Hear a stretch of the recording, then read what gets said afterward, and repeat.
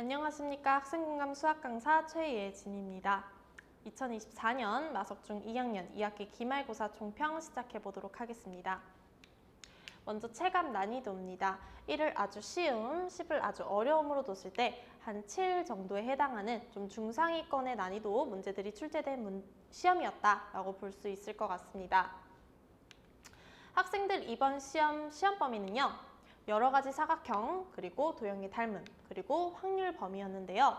여러 가지 사각형은 총점 9점, 도형의 닮음은 총점 61점, 확률 부분은 총점 30점으로 지금 도형의 닮음 부분이 출제 비중이 높았습니다. 아무래도 도형의 닮음 단원이 중학교 2학년 2학기에 꽂히기도 하고 그리고 고1 3월 모의고사 때도 많이 출제되는 중요성이 높은 부분이다 보니까 총점이 높지 않았나라고 예상해 봅니다. 대표 문항을 크게 세 가지로 살펴볼 건데요. 첫 번째, 교과서 문항입니다. 아무래도 교과서 문항이 난이도가 낮기 때문에 1번부터 7번, 그리고 10번부터 12번 이렇게 앞쪽으로 문제들이 포진되어 있다는 것을 확인할 수 있었습니다.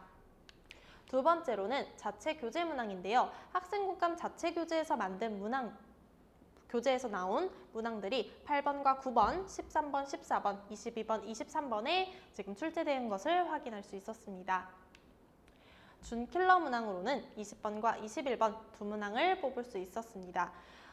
킬러 문항에 대해서는 조금 더 다음번에 디테일하게 한번 살펴보도록 하겠습니다. 첫 번째 킬러 문항입니다. 20번 문항인데요. 도형의 닮음과 여러 가지 사각형 부분입니다. 아무래도 이 도형은 두 가지의 개념이 좀 잘 잡혀 있어야 문제를 수월하게 풀 수 있는 문항이었습니다. 여기 보시면 A, B, C, D가 직사각형으로 있고 내각의 이등분선을 그었을 때 안쪽에 생기는 사각형이 무슨 사각형인지 파악을 할 수 있어야 하며 안쪽에 생기는 삼각형과 바깥쪽에 생기는 삼각형의 닮은 비가 몇 대 몇인지를 판단할 수 있어야 보기에 있는 기역과 니은, 디귿을 제거해 나가면서 문제를 수월하게 풀 수 있었습니다. 2번 문항은 21번의 삼각형의 무게중심입니다. 보통 아이들이 삼각형 무게중심을 처음 배울 때는요. 이렇게 삼각형 하나가 나오고요. 그 삼각형 무게중심이 한 개가 나오는 2대1의 비율이다. 이런 식으로 지금 개념을 배우게 됩니다.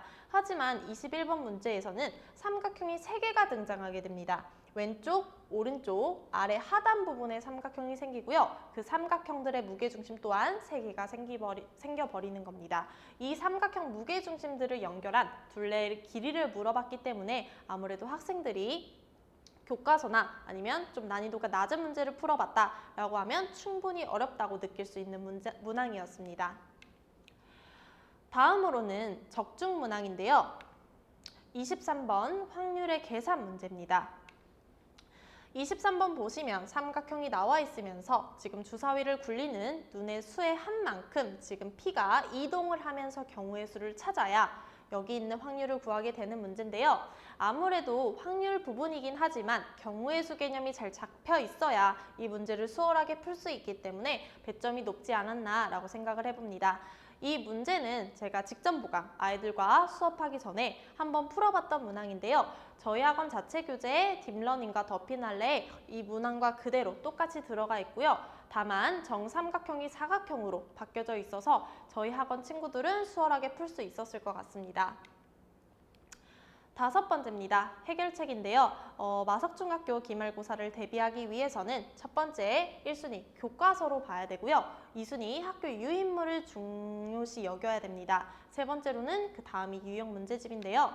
아무래도 교과서와 학교 유인물에 지금 출제 비중이 높다 보니까 우선순위를 설정하는 것이 중요하고 학교 유인물을 그냥 버리거나 이러지 마시고 모아놓은 다음에 포트폴리오로 쓰시거나 아니면 학교 유인물에서 출제되는 문항들이 좀 있기 때문에 방심은 하시면 안 될 것 같습니다. 두 번째로는 수학 공식을 암기하기 전에 증명 과정을 이해하는 건데요. 이번 시험에서 수학 공식만 가지고 문제를 푸는 문제는 없었습니다. 증명 과정이 나와 있었고요. 그 증명 과정에 빈칸을 채워 넣을 수 있을 정도의 수준이 되어야 문제를 풀 수 있는 것이 나왔습니다. 공식을 암기해서 풀 수 있는 문제에는 한계가 존재하기 때문에 앞으로 학생들이 공식을 암기하기 전에 증명 과정을 전부 다 서술하지는 못해도 빈칸을 채울 수 있을 정도로 이해가 돼야 시험을 대비할 수 있을 것 같습니다. 세 번째로는 도형을 바라보는 눈을 기르는 건데요. 아무래도 도형이 시각적인 거기 때문에 내가 처음 이 문제를 틀렸다 하면 오답 정리가 꼭 필수적으로 필요할 것 같고요. 그리고 도형 문제가 응용이 되면 처음 보는 문제처럼 여겨질 수도 있으니 신유형을 많이 접할 수 있도록 다양한 문제를 풀어보는 것을 추천드립니다. 네, 여기까지고요. 저는 학생공감 수학 강사 최예진이었습니다. 이로써 마석중학교 2학년 2학기 기말고사 총평을 마치도록 하겠습니다. 감사합니다.